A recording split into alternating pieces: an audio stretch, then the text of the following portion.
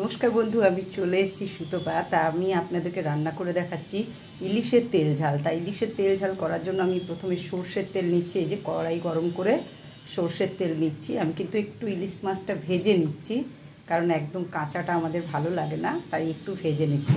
তা পরিমাণ মতো একটু বেশি তেল দিয়ে দিলাম, সর্ষের তেল। আচ্ছা, তেল গরম হয়ে গেছে। আমি কিন্তু পরিমাণের থেকে বেশি তেল নিচ্ছি, কারণ ইলিশ মাছে একটু তেল না দিলে কিন্তু ভালো লাগে না।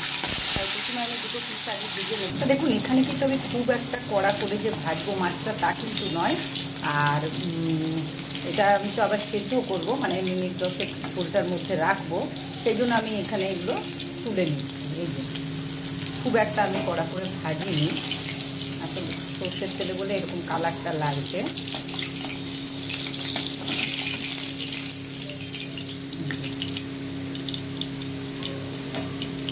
আচ্ছা, আমি লেজা দিয়ে দিলাম। আমি ভীষণ লেজা খেতে ভালো লাগে, তাই লেজা একটু দিয়ে দিলাম।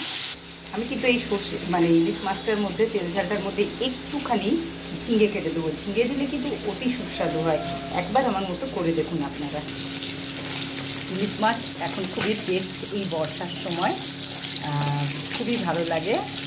তা আমার এই লেজার পড়েছিল আর এই দুটো পিস পড়েছিল, তা আমি সেটা আজকে করে নিচ্ছি। আর আজকে আমি বাজারে যেতেও পারিনি, ভালো করে আমি রান্না করে নিয়ে খুবই ভালো লাগে আমি যেভাবে করছি। একবার আপনারা ইলিশ মাছ দেখুন, আপনি যেভাবে করবেন, বিশেষ করে সর্ষে কাঁচা লঙ্কা তেল দিয়ে, এটা সাধারণত বেশি ভালো হয়। আবার অনেকে বেগুন দিয়ে, যেমন আমি একটু আজকে ঝিঙে অ্যাড করছি, খুবই ভালো লাগে। কারণ আমি একজনের কাছে শুনেছি ঝিঙে দিলে খুবই ভালো লাগে, আর আমার হাজব্যান্ডও বলেছেন। তারই সেরকমই করার চেষ্টাটা করছি। আলটিমেটলি পরে কী হবে আমি ঠিক জানি না, কিন্তু ভালোই লাগবে। ঝিঙে দিয়ে আমি আগে একজনের বাড়িতে খেয়েওছি, কিন্তু খুবই টেস্ট লেগেছিল। মাছ কিন্তু কড়া করে ভাজবেন না, ইলিশ মাছ একদমই না, তাহলে কিন্তু অতটা টেস্ট হবে না। আমি জাস্ট একটু গন্ধটা, আস্তে গন্ধটা যাওয়ার জন্য আমি এটা একটু তেলে ছেড়ে দিলাম, নাহলে কাঁচা করলেও কোনো অসুবিধা নেই। ইলিশের গন্ধটাই খুব সুন্দর, আসল গন্ধটা।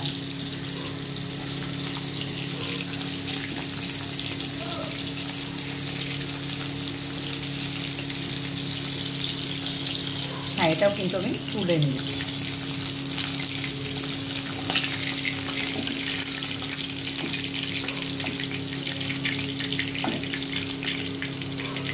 এটার মধ্যে আমি আরেকটু তেল দেবো। ইলিশে তেল না দিলে কিন্তু ভালো লাগে না, পরিমাণের থেকে একটু বেশি দিতেই হয় যদি আপনারা ইলিশের তেল ঝাল খান। তো আমি ঝিঙেটা ভাজতে একদম ভুলেই গেছি, ঝিঙেটাও ভেজে নেবো আগে।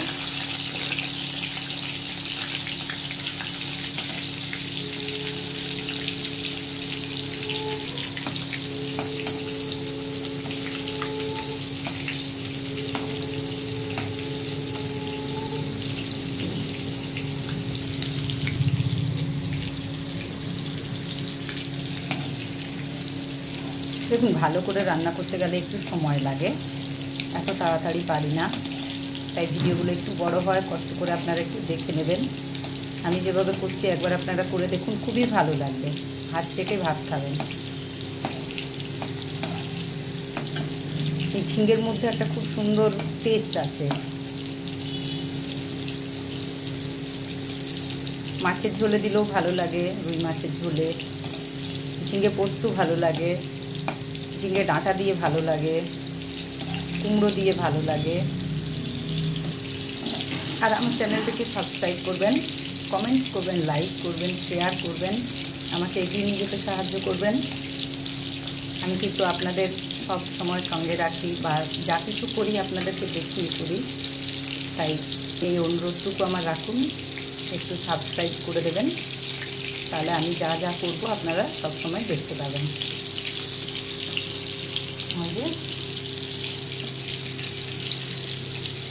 ঝিঙেটাকে একটু ভালো করে ভেজে নিলাম।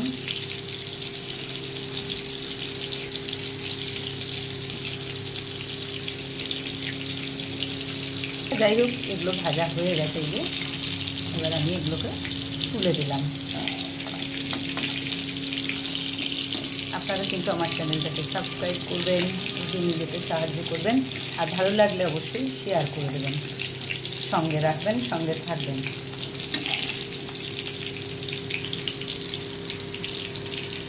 তেলটা এটা ঠিকই আছে, কারণ আমি আবার কাঁচা তেল দেবো পরে। এটার মধ্যে দেবো আমি কালো জিরে, কাঁচা লঙ্কা। একটুখানি আমি কালো জিরে দিয়ে দিচ্ছি, মধ্যে আমি আগেই হলুদ দিয়ে দিচ্ছি, গন্ধ হবে হলুদ না দিলে আগে, সেই জন্য আমি আগেই দিয়ে দিলাম। দেখুন এটা গন্ধটা চলেও গেল। এবার আমি দিয়ে দেবো সর্ষেটা, বাটা যে সর্ষে পোস্ত, কালো সর্ষে, সাদা সর্ষে, কাঁচা লঙ্কা দিয়ে পেস্ট করে রেখেছি, সেটাই এখন আমি এটার মধ্যে দিয়ে দেবো। আমি কিন্তু শিলে বেটে রেখেছি, শিলে দিলে কিন্তু বেশি টেস্ট হয়। এখন এই যে একটু জল দিয়ে দেবো। এইবারে আমি নাড়াবো।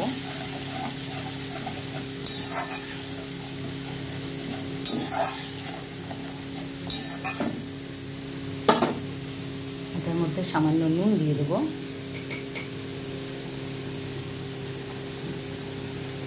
সঙ্গে অবশ্যই চেরা কাঁচা লঙ্কাগুলো দিয়ে দেবো।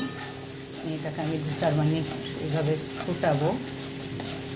বেশি ফোটালে কিন্তু সর্ষে তেতো হয়ে যায়। আপনারা গ্রেভিটা দেখেই বুঝতে পারছেন খুবই ভালো হয়েছে। হ্যাঁ, সত্যি খুব ভালো হবে।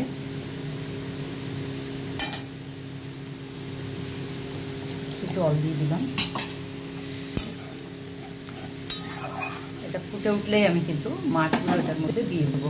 আর হ্যাঁ, দই, চালমগজ এসব কিন্তু আমি দিলাম না। আপনারা চাইলে দিতে পারেন। কাজু বাদাম এসব আমি দিলাম না। আমি কিন্তু সে একদম মানে বাঙালি যেমন করে খেতে ভালোবাসে একদম সেরকমই সর্ষের পোস্ত, কাঁচা লঙ্কা দিয়ে বেটে সেই দিয়েই ইলিশ মাছটা করলাম। আপনারাও করবেন, ভালো লাগবে। আর আমি এই যে ভেজে রাখা এই যে ঝিঙের টুকরোগুলো দিয়ে দিলাম।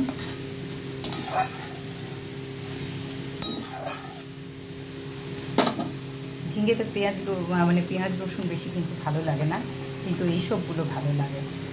তো এটা ফুটে উঠলে আমি এখন দিয়ে দেবো মাছগুলো, যে মাছ ভেজে রেখেছি।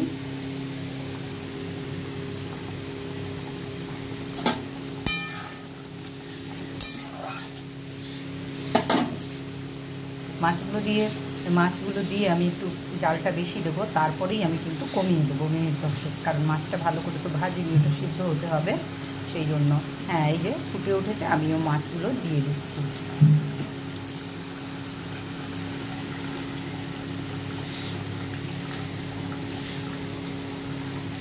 লেজা ইলিশের আমার দুর্দান্ত লাগে।